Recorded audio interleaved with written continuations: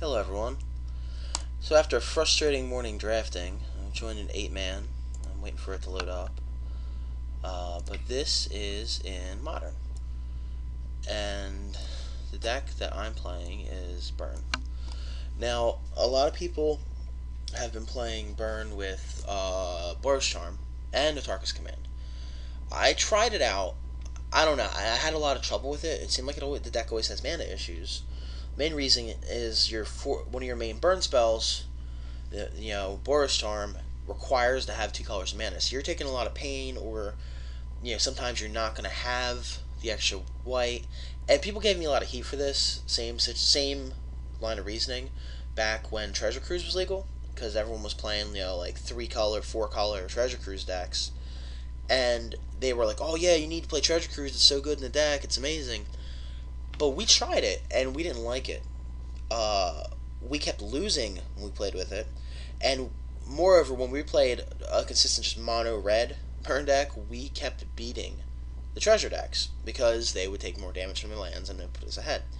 And we continued to beat Delver too when we were playing it. The only deck we had trouble with was Abzan, which they have a lot of life gain.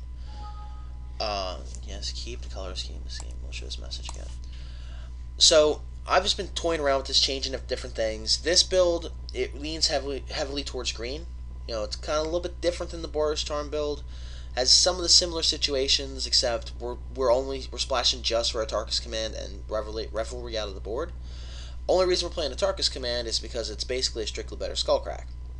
Now, life gain is very bad for this deck, so having 6 Skullcrack effects means pretty good.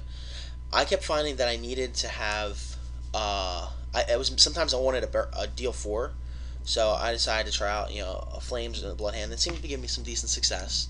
So having one of those in there. The curve of the deck's still pretty low. We got our 4 Searing Blazes here. We have quite a number of fetch lands. The reason that I don't mind this as much is because you have your fetch lands, but you have the fast lands in red green. Now if there was a red white fast land, then this would definitely always 100% be Boros Charm. But since there is not a red white fast land, I like this little split here. This is just what I've been working with. It's not saying this is the best build. I'm just saying this is what I've been playing lately. I've been playing Burn for like 6 or 7 months now, and I found some decent success with this. The decks that have been giving me trouble, surprisingly, are Merfolk. That's one of the ones that gives me the most trouble. I had some trouble with Rix's Delver the other day, but it wasn't too bad. It was more of a 50-50. Primarily, this deck works pretty well. I don't know. I like it. I like the Grim Lavamancers, but they might need to get swapped out. I tried out Zergo Bell Striker. It was kind of it wasn't amazing. It was okay. A lot of the lists were like trimming back on your Rift Bolts and trimming like really far back on like Lava Spikes and Shard Volleys, and I think that stuff's the core of the deck. I wasn't always a fan of 4 Searing Blaze. I'm still not the biggest fan of it, but because a lot of times it's just dead. If they don't have a creature, it just does nothing. Excuse me. Although I guess if they don't have a creature, you're usually doing pretty well. And the sideboard's always like changing. 4 Revelry is just good. Good against Affinity, good against all kinds of stuff. The Mirror. Sometimes they have like Dragon's Claws. You can hit the Eidolons. You can do hit Slay Line. That's the main reason to have it. Blood Moon. Some decks just straight up lose the Blood Moon still, so it's still a good card. A lot of builds play Molten Rain. Molten Rain's okay, but I'm not the biggest fan.